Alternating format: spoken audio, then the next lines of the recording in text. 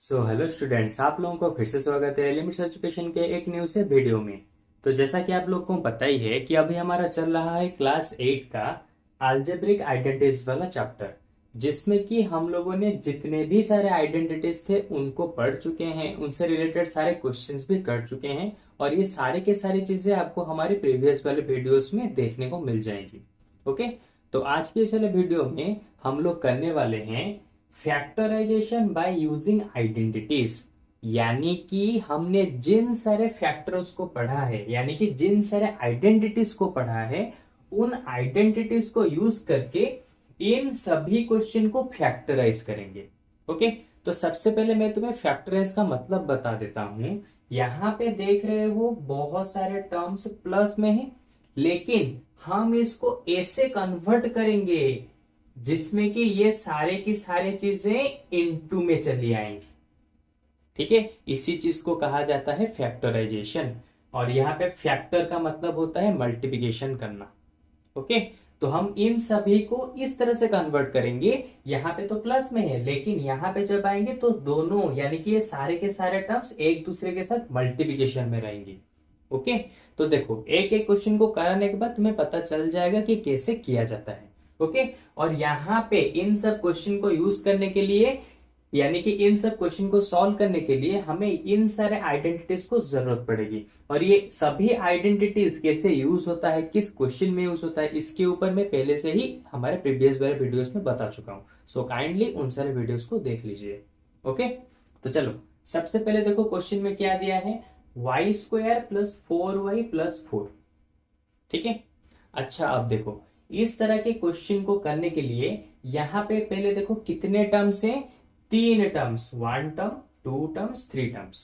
अच्छा, अगर three terms हैं तो इनमें से कौन सा वाला यूज होगा आइडेंटिटी? सिंपल देखो, यहां पे तो दो टर्म्स है, ये वाला एक टर्म, ये वाला एक टर्म, तो ये तो नहीं हो सकता। यहां पे देखो वन टर्म, ये वाला दूसरा टर्म, ये वाला तीसरा टर्म, हाँ यहां पर भी तीन टर्म्स है। ऊपर वाले में देखो यहां पर एक टर्म, यहां पे दूसरा वाला, यहां पर भी तीसरा वाला, तो दोनों में तीन तीन टर्म्स हैं और यहां पर भी तीन टर्म्स हैं। लेकिन इन दोनों में से कौन सा फॉर्मूला यहां पे अप्लाई होगा? ठीक है, कैसे चेक करोगे? देखो इस वाले फॉर्मूले में एक माइनस होना चाहिए, तभी जाके ये फॉर्मूला यूज हो सकता है। यहाँ पे माइनस है कहीं पे? नहीं है। तो इसका मतलब हम सेकेंड वाले फॉर्मूले को यानी कि आइडेंटिटी को यहाँ पे यूज नहीं कर सकते। ओके, तो इसका मतलब हमारे पास बच्चा अभी फर्स्ट वाला। ओके, तो फर्स्ट वाले को करने के लिए ये तीन टर्म्स यहां पर दिए हैं, यहां पर भी तीन टर्म्स दिए हैं। तो सबसे पहले हमें क्या करना पड़ेगा, यहां पर जैसे ए और बी दिया है तो यहां पर उसी तरह से ए और बी कौन होगा उसको ढूंढना पड़ेगा। कैसे ढूंढेंगे? देखो यहाँ पे ए कौन होगा, ए के ऊपर एक स्क्वायर होता है, तो इसमें से देखो हम किसके ऊपर स्क्वायर को ला सकते हैं? इसके ऊपर स्क्वायर को ला सकते हैं, हाँ y के ऊपर स्क्वायर पहले से ही है, तो इसको हम a ले सकते हैं। उसके बाद b के ऊपर भी एक स्क्वायर चाहिए, तो कोई ऐसा टर्म चाहिए, अगर हम इसको a लेंगे तो कोई एक ऐसा टर्म भी चाहिए जो कि क्या हो जाएगा, जिसको हम b समझकर उसके ऊपर स्क्वायर ला सके।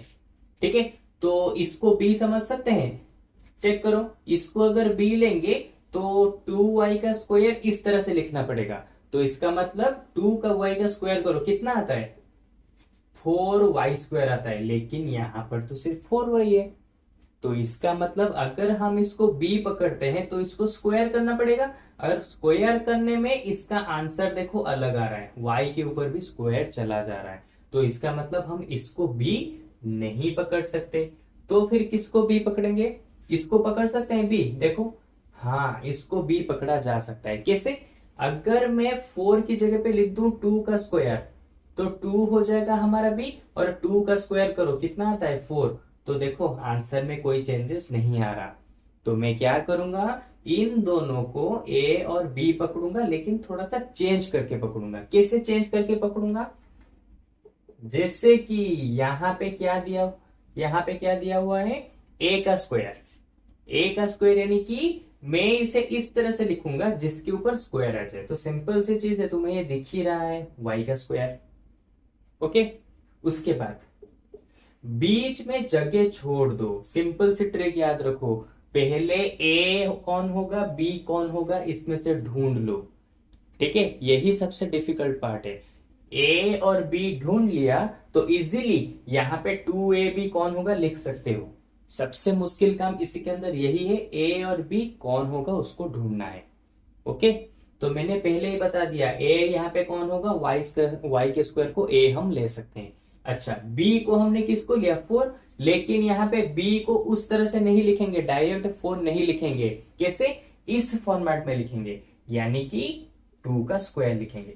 देखो y का स्क्वायर वाई स्क्वायर, फिर इसको हमने इस तरह से लिखा 2 का स्क्वायर यानी कि 4। तो इसका मतलब हमने इनके आंसर में कोई भी चेंजेस नहीं किया, बस उनको लिखने का तरीका थोड़ा सा चेंज कर दिया। इसी को कहा जाता है आइडेंटिटी। देखो इसका वैल्यू कोई चेंजेस है इन दोनों में, कुछ भी चेंजेस नहीं है। इन दोनों में कोई चेंजेस है, कुछ भी चेंजेस नहीं है, बस इनका लिखने का तरीका थोड़ा सा अलग है। ओके, तो ये देखो यहाँ पे हमें a मिल गया, यहाँ पे हमें b मिल गया, तो इजीली 2ab बीच में ला सकते हो। तो 2 इंटू ए कितना है y इंटू बी कितना है 2। और एक चीज यहाँ पे देखो, अगर इसका वैल्यू सेम है, इसका वैल्यू सेम है, तो इसका मतलब बीच वाला वैल्यू भी सेम होना चाहिए। तो देखो 2 2 जा 4, 4 इंटू वाई 4y, देखो 4y यहाँ पे आ रहा है। तो इसका मतलब हमने आइडेंटिटी को सही इस्तेमाल किया। ओके, इन सारे क्वेश्चन में बस एक ही डिफिकल्ट काम है, ए और बी को ढूंढना। तो लो ए और बी को ढूंढ लिया, अभी क्या करेंगे, हमारा फॉर्मूला क्या है, ए का square plus 2ab plus b square. यहाँ पे क्या होता है, ये किसका फॉर्मूला है, ए प्लस बी का होल स्क्वायर। तो इसको चेंज करके ये लिख सकते हैं। तो उसी तरह से इसको चेंज करके हम ए की जगह पे y को लिख देंगे, प्लस b की जगह पे 2 को लिख देंगे, और फिर उसका स्क्वायर लिख देंगे। जिस तरह से ये आइडेंटिटी यहाँ पे लिखा हुआ है, उसी तरह से हमने इस आइडेंटिटी को चेंज करके यहाँ पे लिख दिया। ओके, और मैंने एक चीज बताया था कि लास्ट में दोनों मल्टीप्लाई में होते हैं। देखो y प्लस 2 का होल स्क्वायर, यानी कि मैं इसके नहीं लिख सकता y plus 2 into y plus 2, एक ही चीज है ना। y प्लस 2 का होल स्क्वायर का मतलब होता है y प्लस 2 को 2 बार मल्टीप्लाई करो। तो लो मैंने 2 बार मल्टीप्लाई कर दिया। तो देखो ये दोनों किस तरह से थे, प्लस में थे, लेकिन अभी मल्टीप्लिकेशन में दोनों टर्म्स आ चुके हैं। इसी को कहा जाता है फैक्टराइजेशन। तुम्हें बस इतना ही ढूंढना है कौन सा वाला आइडेंटिटी लगेगा, और ए और बी कौन होगा, ये सबसे डिफिकल्ट काम है। अगर इसको तुमने पहचान लिया तो इजीली किसी भी क्वेश्चन को तुम कर सकते हो। ठीक है, अब सेकंड वाले में ढूंढते हैं।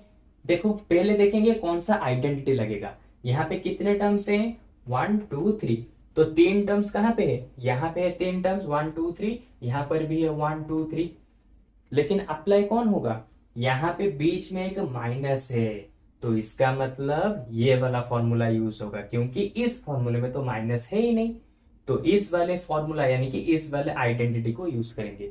ओके, लेकिन उससे पहले हमें ढूंढना पड़ेगा ना, यहाँ पे ए किसको लेंगे, बी किसको लेंगे। ओके, किसको ए और बी ले सकते हैं, बीच वाले को ए ले सकते हैं, बीच वाले को नहीं ले सकते ए, क्योंकि इसको स्क्वायरिंग करके फिर लिखना पड़ेगा ना। तो इसको किसी भी तरह से ए होगा ही नहीं, और बी भी नहीं होगा, क्योंकि इसको किसी भी तरह से स्क्वायरिंग करके नहीं लिख सकते। लेकिन इसको ए ले सकते हैं, देखते हैं इसको ए लेंगे, हाँ ले सकते हैं। देखो कैसे, 16 को मैं लिख सकता हूं 4, एम स्क्वायर को मैं एम लिखूंगा, फिर इसका स्क्वायर। तो लो ए हमें यहाँ पे मिल गया 4m। इसको सॉल्व करो, 4 4 जा 16, एम स्क्वायर हो जाएगा 16m स्क्वायर। तो देखो यहाँ पे है।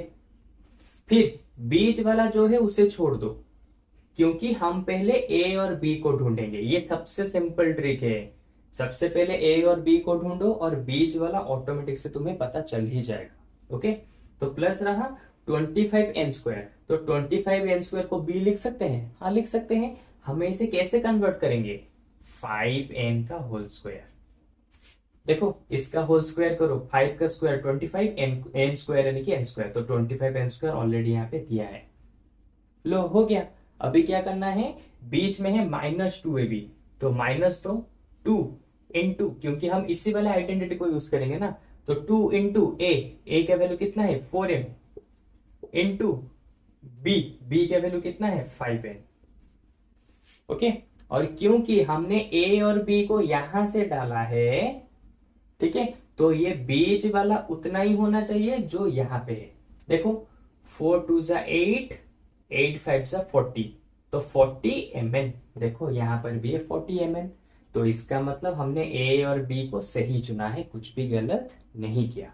ओके, अब क्या करना है, जैसे इस वाले को इस तरह से लिखते हैं, उसी तरह से इस वाले में से ए और बी को हटाएंगे, इस तरह से लिखेंगे। कैसे लिखेंगे, देखो इसका आइडेंटिटी है ये वाला, यानी कि पहले रहेगा ए, तो ए में कौन है 4m, उसके बाद आ जाएगा माइनस, उसके बाद आ जाएगा बी, तो बी में कौन है 5n, फिर आ जाएगा होल का स्क्वायर। अब क्योंकि यहाँ पे होल का स्क्वायर है तो हमें यहाँ पे फैक्टराइजेशन दिया है ना, तो एंड में तो मल्टीप्लाई जैसा रखना पड़ेगा। तो कैसे रखेंगे, 4m minus 5n into 4m minus 5n। Answer खत्म। इसमें बस एक ही चीज डिफिकल्ट है, ए और बी को ढूंढने का काम। इसको जब बहुत ज्यादा प्रैक्टिस करोगे तो हो जाएगा, पता चल जाएगा ए और बी कौन होगा। ओके, अच्छा एक और देखो क्वेश्चन यहाँ पे क्या दिया हुआ है, 9y² माइनस 16। तो यहाँ पे दो टर्म्स है, तो दो टर्म्स कहाँ पे है, देखो देखो देखो देखो, दो टर्म्स दो टर्म्स दो टर्म्स, हाँ यहाँ पे है, ये वाला एक, ये वाला दो। ओके, तो हम क्या करेंगे, इसको कन्वर्ट करेंगे या तो इसमें या तो इसमें। तो इस वाले को हम इसमें ला सकते हैं, इसमें लाना थोड़ा पॉसिबल नहीं होगा, तो इसमें लाएंगे। कैसे लाएंगे, देखो मैं 9y को 9y² इसको मैं a में लेट कर सकता हूं, इसको भी मैं b में कन्वर्ट कर सकता हूं, तो a और b में ला सकता हूं। कैसे लाएंगे, 9y को मैं लिख सकता हूं 3y का होल स्क्वायर। क्यों, इसको सॉल्व करो, 3 का स्क्वायर बन रहा है 9, y का स्क्वायर बन रहा है y², तो 9y² ऑलरेडी है, तो लो इसको मैंने 3y को a लेट कर लिया। ओके, फिर बीच में क्या है माइनस, 16 को मैं क्या लेट करूंगा, लेट सपोज 4 का स्क्वायर, इसको मैं b लेट कर लेता हूं। अब क्यों, 4 का स्क्वायर होता है 16, देखो यहां पर भी है 16, तो इसका मतलब मुझे a और b दोनों सही से मिल गए। अब जबकि a का स्क्वायर b का स्क्वायर मिल गया, तो a² माइनस b², ये वाला फॉर्मूला लगेगा। तो इस वाले फॉर्मूले का आइडेंटिटी है a प्लस बी करो, फिर इंटू करो a माइनस बी करो।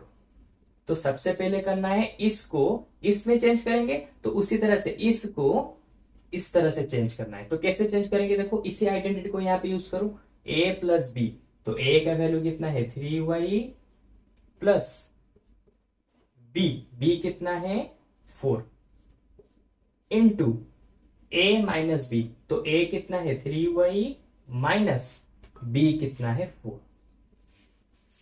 हो गया। इस तरह से तुम बस a और b को ढूंढो और किसी भी तरह के क्वेश्चन को तुम इजीली सॉल्व कर सकते हो कुछ ही मिनट के अंदर। ओके, ये सबसे ज्यादा इजी क्वेश्चन है, फैक्टराइजेशन करने का फॉर्मूला इसी में ही है। तुम्हें बस एक ही काम करना है, a और b को ढूंढना है। ओके, a और b को ढूंढ लिया तो किसी भी क्वेश्चन को इजीली कर सकते हो। ठीक है, तो लो मैंने पूरा बता दिया कि ये 3 आइडेंटिटीज को यूज करके 3 तरह के क्वेश्चन मैंने पूरा बता दिया। किस आइडेंटिटी को कहां पे चेक करोगे, कैसे ए और बी निकालोगे, तो मैंने पूरा ही कॉन्सेप्ट से तुम्हें बता दिया।